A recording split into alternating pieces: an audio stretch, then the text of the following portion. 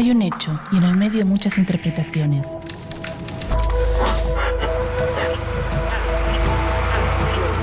En la calle, en el auto, en la casa, el bar, el trabajo. Hay distintos puntos de vista en el medio de tanta información. Ahí estamos nosotros, en el medio del ruido. En el medio hay un hecho y distintas miradas. En el medio hay un hecho y muchas verdades. En el medio hay mensajes y miradas. Y nosotros estamos ahí. ¿Qué ves? ¿Realidades? ¿Qué escuchas? ¿Verdades? ¿Qué lees?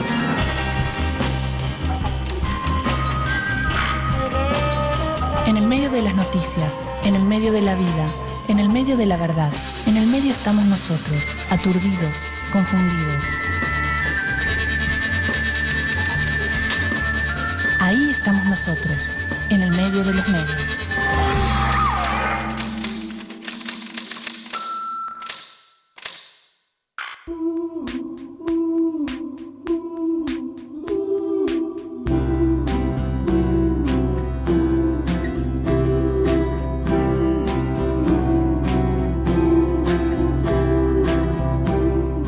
Los medios, además de ofrecer información, entretenimiento o educación dentro de sus contenidos, reserva un espacio fundamental a la publicidad, que en mayor o menor medida lo solventa económicamente. ¿Cuáles son los contenidos que intenta comunicar la publicidad?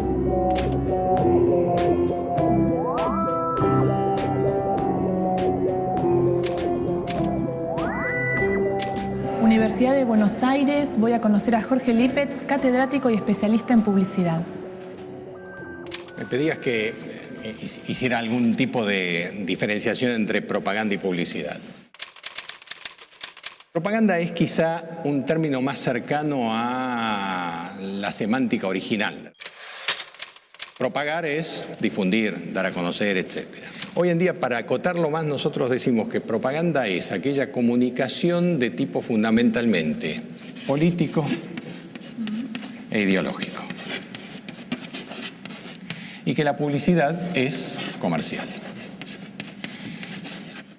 Hay ciertas cuestiones acerca de, pero entonces la publicidad es paga y tiene un retorno económico y la propaganda no es paga.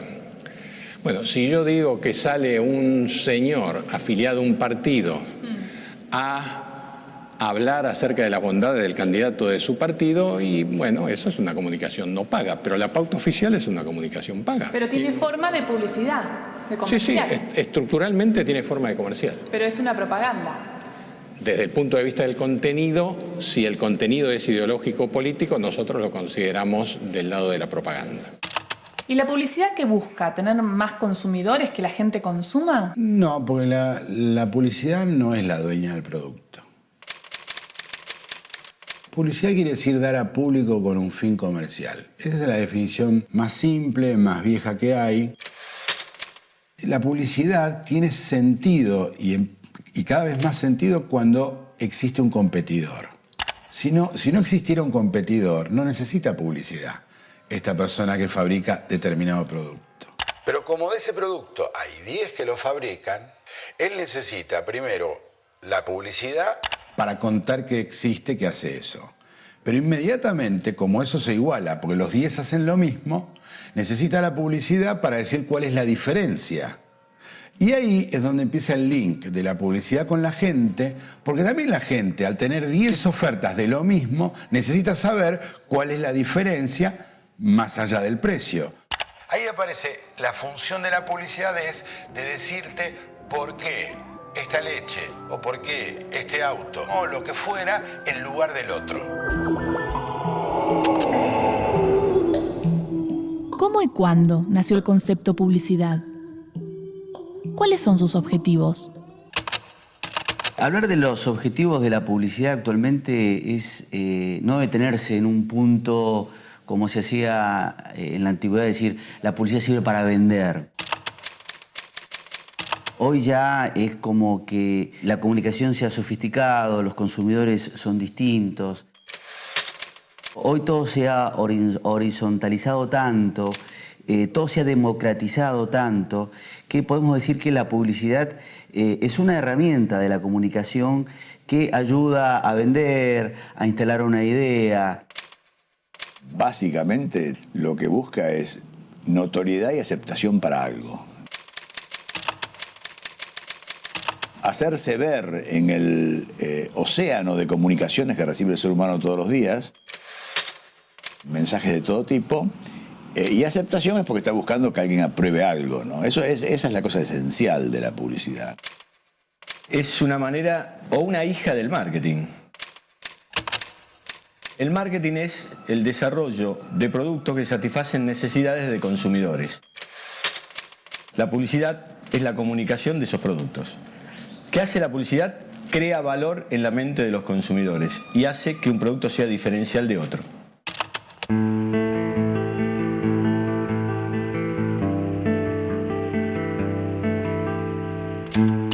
¿Qué cosas tiene que tener la publicidad? Porque suele ser muy linda estéticamente. Bueno, eso es lo primero que se ve, pero no es lo primero que se hace, ni lo primero que se piensa. Sí, ¿qué es lo primero que se piensa?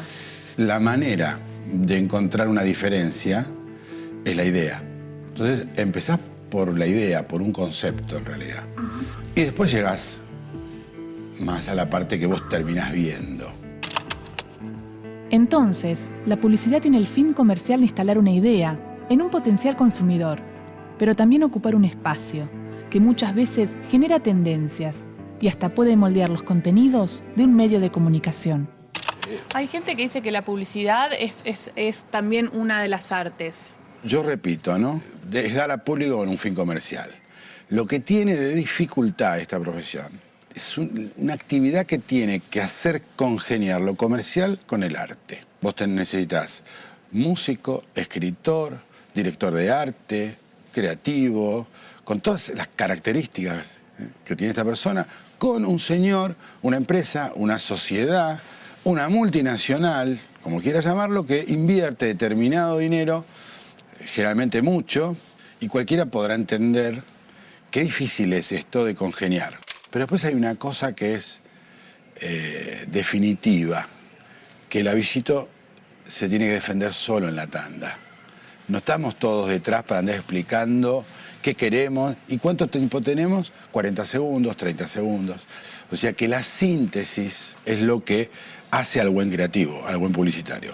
Cuando vos encontrás la síntesis, negocio conveniente para el anunciante y mucho respeto produce la síntesis por el que escucha.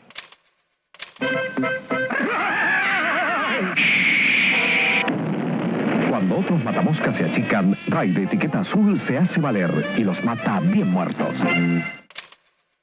Los productos más difíciles son los de consumo masivo. Hacer la publicidad de un extracto francés, un perfume, es muy lindo, puede ser estéticamente maravilloso, pero no es un desafío. Los polvos para lavar, los productos masivos, caldos en cubo, zapatillas, marcas de zapatillas, tarjetas de crédito, shampoos, esos son los productos así más peleados en el mercado y donde realmente uno tiene que lograr que la mano de la persona, 1 millón de manos, no vayan a esta mayonesa y vayan a esta otra mayonesa. El consumidor tiene la necesidad. Lo que hace la publicidad, que cuando este consumidor está frente a la góndola y elige entre una marca A y una marca B, la publicidad en esa sumatoria algebraica que se produce en la mente del consumidor desnivela con la creación de valor. Pero es también otras cosas. Sobre todo cuando la publicidad empieza a despegarse de ese momento inicial de su vigencia. La publicidad es un campo de despliegue de las manifestaciones de un estilo de época, de una estética de época, de un modo de organizar los textos y de circular la cultura.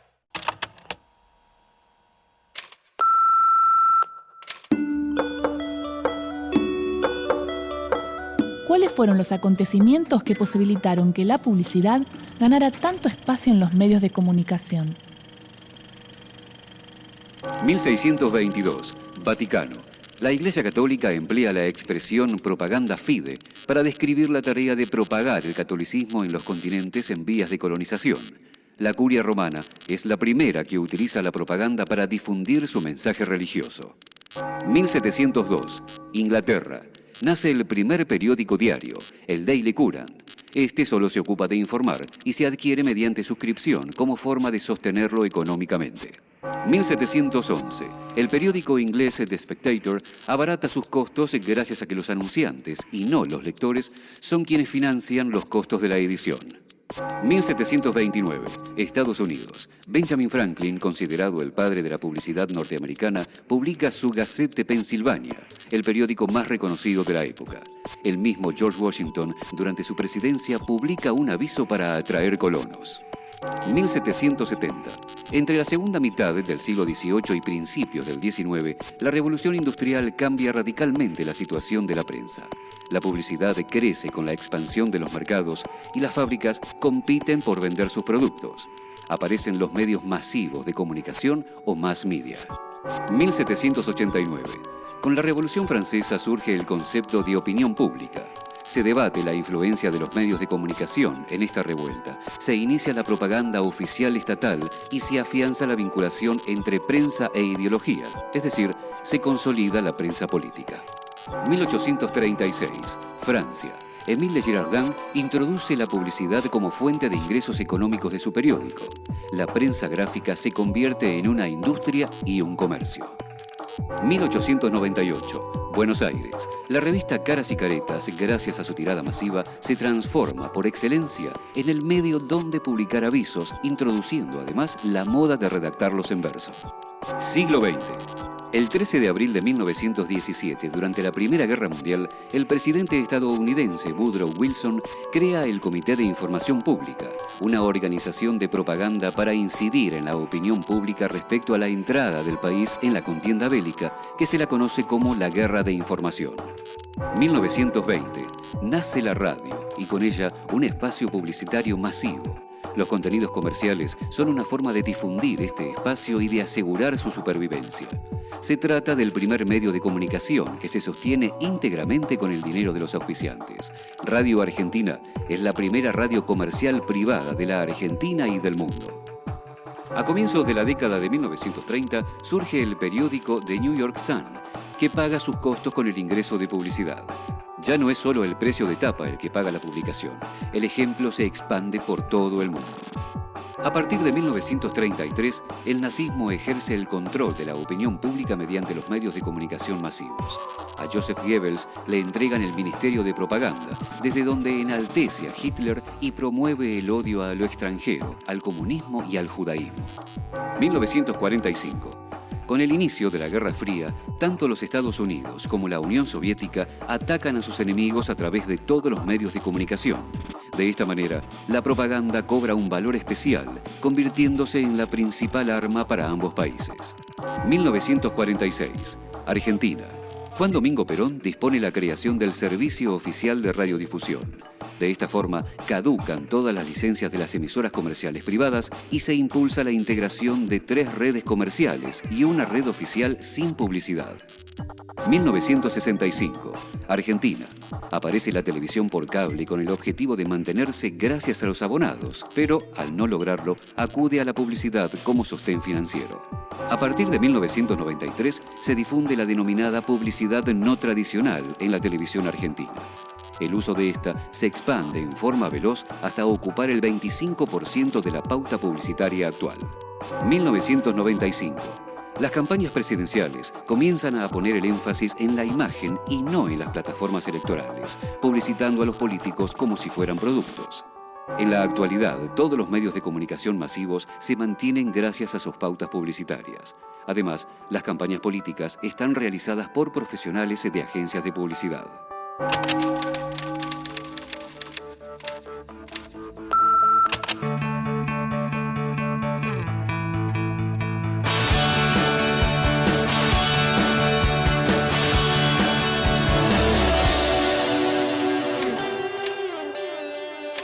Y vos, a lo largo de los años hiciste varias campañas de publicidad, de distintos tipos, sí, pero también has hecho campañas de políticos. Sí. ¿Se utilizan las mismas técnicas? ¿De alguna manera termina el político siendo un producto? Yo no le vendo nada.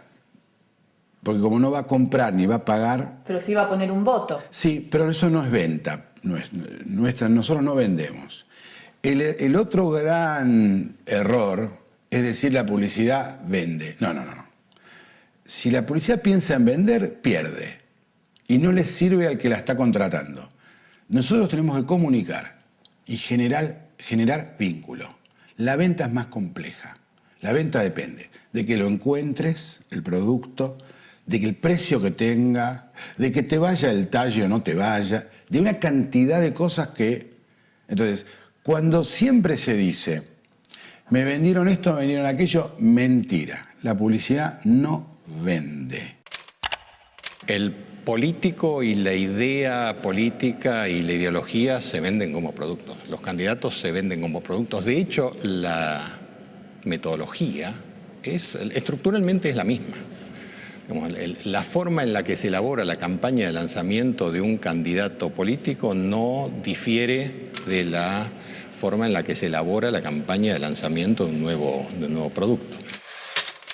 La diferencia es que en el caso del candidato lo que hace falta es que haya un número significativo de compradores que paguen con su voto y que sea significativo como para que el candidato en cuestión pueda ganar o por lo menos salir en un lugar de la lista que le permita acceder al cargo al que quiera acceder. La publicidad forma consumidores. Los medios deberían dirigirse a los ciudadanos. Hay intereses cruzados y muy cruzados, debido a lo cual los ciudadanos muchas veces no son más que una mercadería que se utiliza para darle una orientación a un proyecto social, supongamos que estemos en democracia, a orientar el voto, en cuyo caso no se lo está tomando como ciudadano, en su entidad de ciudadano como sujeto libre, independiente, y se lo están manipulando. Eso existe.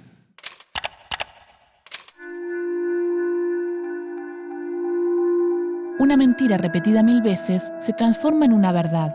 Este concepto, esgrimido por el ministro de propaganda de Hitler, Joseph Goebbels, generó el principal criterio usado por la publicidad hasta el día de hoy para la promoción de los productos: la exageración de sus cualidades.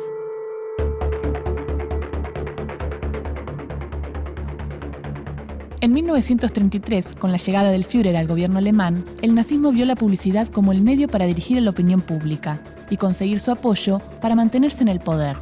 Desde el Ministerio de Educación Popular y Propaganda, se prohibieron todas las publicaciones y medios de comunicación que estuvieran fuera de su control. Goebbels estableció una serie de principios para la propaganda, muchos de los cuales aún se siguen utilizando en el mensaje publicitario y político. Principio de transposición. El principio de la transposición consistía en cargar sobre el adversario los propios errores o defectos, respondiendo al ataque con el ataque.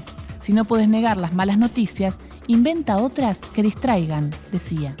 Principio de vulgarización. El principio de vulgarización exigía que toda propaganda adaptase su nivel al individuo menos inteligente, porque según afirmaba, la capacidad receptiva de las masas es limitada y su comprensión escasa. Además, tienen gran facilidad para olvidar. Principio de la silenciación. El principio de la silenciación pretendía callar las cuestiones sobre las que no se tenían argumentos suficientes y disimular las noticias que favorecían al adversario. Para esto, contaban con la ayuda de medios de comunicación afines al régimen. Por último, el principio de unanimidad, uno de los más comunes por nuestros días, decía que se debía llegar a convencer a mucha gente de que se piensa como todo el mundo, creando una falsa impresión de unanimidad. Estas técnicas, usadas conscientemente por todos los medios de comunicación del régimen, lograron que el nazismo se sostuviera en el poder durante 12 años. Tras la derrota de Alemania en la Segunda Guerra Mundial, Goebbels y su mujer se suicidaron en 1945. No obstante, hoy, en las técnicas de la publicidad y de la propaganda, aún gravitan muchos de sus pensamientos y teorías.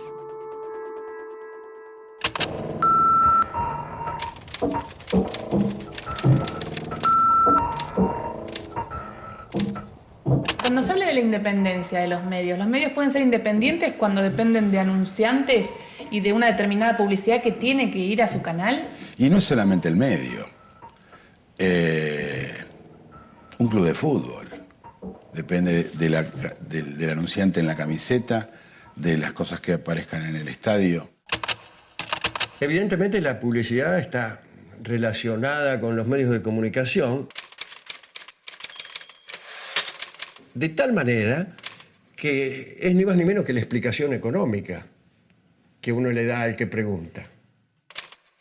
¿Cómo se arma un periódico, un diario? Se arma con toda la publicidad que tenemos pautado como prioridad y luego, en todo caso, con aquellos espacios libres que quedan en el periódico, pongo producción periodística. Entonces, alguien dijo alguna vez, periodismo es eso que se hace en los espacios libres que deja la publicidad. Y hay algo de eso en la televisión, hay algo de eso en radio y hay algo de eso en la prensa gráfica. Es difícil que se resigne un espacio de publicidad por una noticia. Los diarios son capaces de levantar toda una página periodística si alguien compra esa página.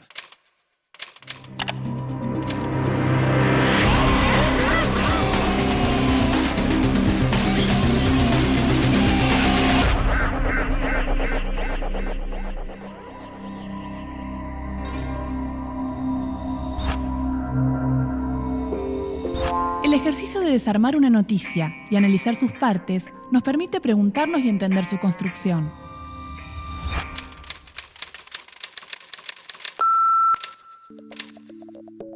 Los medios masivos de comunicación se sostienen hoy con el ingreso económico de la publicidad. Se pagan los sueldos de los periodistas, se compra el papel para la impresión, se sostiene la distribución y el equipamiento técnico. Pero ¿cómo nos convertimos en consumidores y no en lectores, espectadores u oyentes? En publicidad intervienen muchas disciplinas, como la psicología, la sociología, las relaciones públicas y el periodismo, entre otras, para garantizar una construcción eficaz con buenos resultados. ¿Es casual el lugar en donde se ubican las publicidades? En un medio gráfico, si un aviso figura en la tapa y en la contratapa, es más eficaz para su llegada al consumidor. ¿Por qué? Porque aunque no compremos ese ejemplar, inevitablemente veremos esa publicidad en cualquier lugar que se exponga.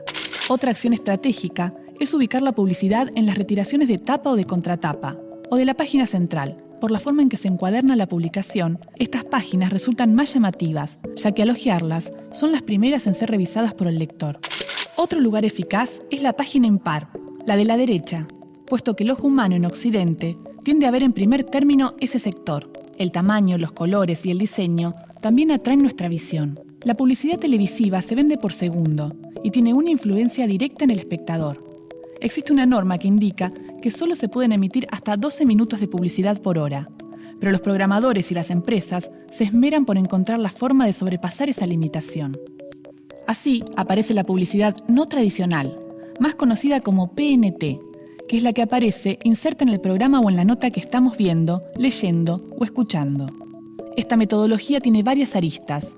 No discrimina edades ni horarios y aparece en la pantalla mediante placas, zócalos y hasta en escenografías. De este modo, con las PNT, se combinan los contenidos y temas que emiten los programas de televisión o radio con la publicidad. Nuevo, vaquero Farwell. También los auspiciantes son publicidades que de alguna forma quedan en el inconsciente.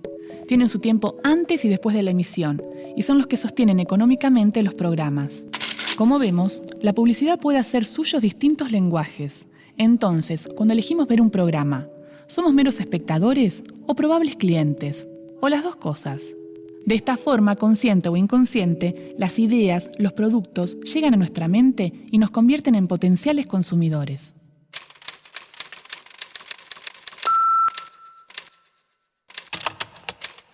El periodismo no se hace para acompañar a la publicidad y la publicidad no se hace para acompañar al periodismo. Periodismo y publicidad es una relación compleja. En primer lugar, es una relación en general, en la mayoría de los casos, no en todos, pero en la gran mayoría de los casos, es una relación forzada. Es una relación de dependencia simbiótica, muy estrecha, por el hecho de que los medios ya no pueden vivir, tomemos los diarios por ejemplo, no pueden vivir de la venta del ejemplar. Entonces necesitan el aporte que a cambio de la audiencia que tienen, de la gran, pequeña o muy especializada audiencia que tienen, les pagan las empresas comerciales, los emprendimientos comerciales, les pagan para estar ahí adentro presentes, como si fueran noticias, no son noticias, como si fueran noticias. La publicidad tiene una cosa que es bastante honesta en cierto sentido. No tiene muy buena prensa la publicidad en algunos sectores, ¿no? Pero tiene una cosa honesta que dice: yo soy publicidad, yo estoy opinando parcialmente a favor de esta marca, a favor de este proyecto, a favor de esta compañía. Y entonces uno cae en la cuenta de que el anunciante no simplemente está interesado en informar las ventajas de un cierto jabón, sino también de ayudar a aquellos medios que defienden políticas que sean funcionales a sus empresas. Si uno sigue pensando, también puede darse cuenta que resultaría muy difícil que una radio defendiera intereses que no fueran empresarios, ya que casi todos los anunciantes lo son.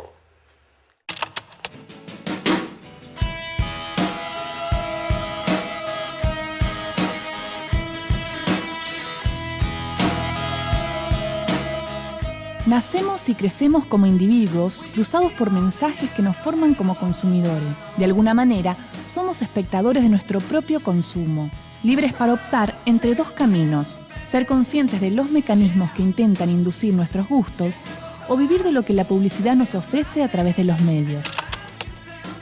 Uno por ahí no se resigna a que la cosa esté tan mercantilizada y piensa que hay una distinción entre consumidor de información o noticias y consumidor de productos. No es lo mismo comprarte una zapatilla que un concepto respecto al aborto, por ejemplo. No es lo mismo, ¿no? Generalmente las zapatillas y los caldos en cubo, como las mayonesas, vos, si no te sirve, si te mintieron, si no te gustó, te afectó no tanto en tu vida y cambiás. En temas ideológicos, o por ejemplo, elegir un presidente de la República, te lo tenés que comer muchos años, ¿viste? Y las consecuencias durante mucho tiempo, ¿no?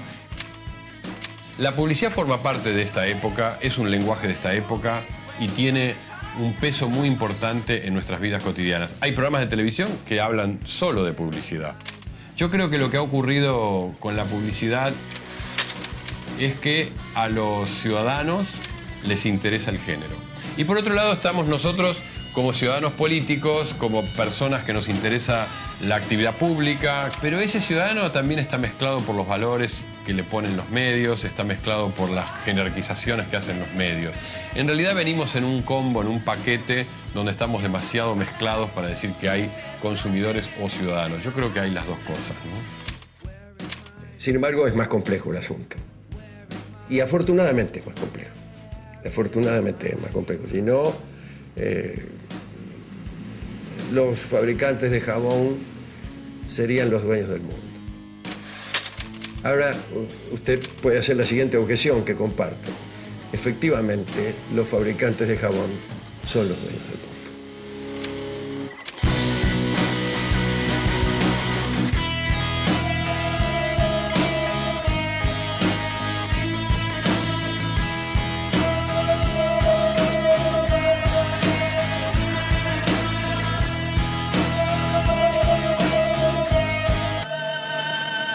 Tenemos una sola piel. ¿Por qué no usar el mejor jabón? Para mí es Lux.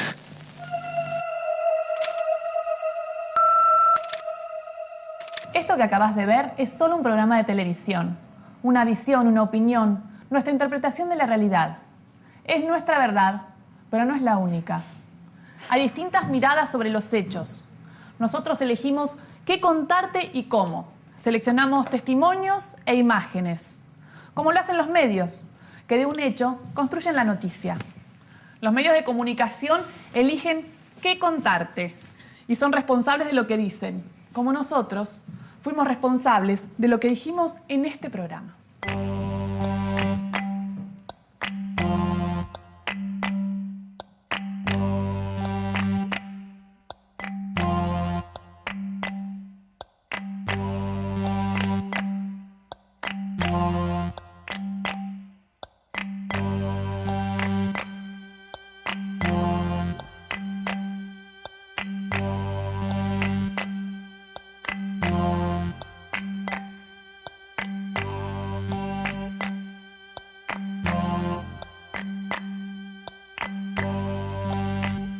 were born. And so you're free. So happy birthday.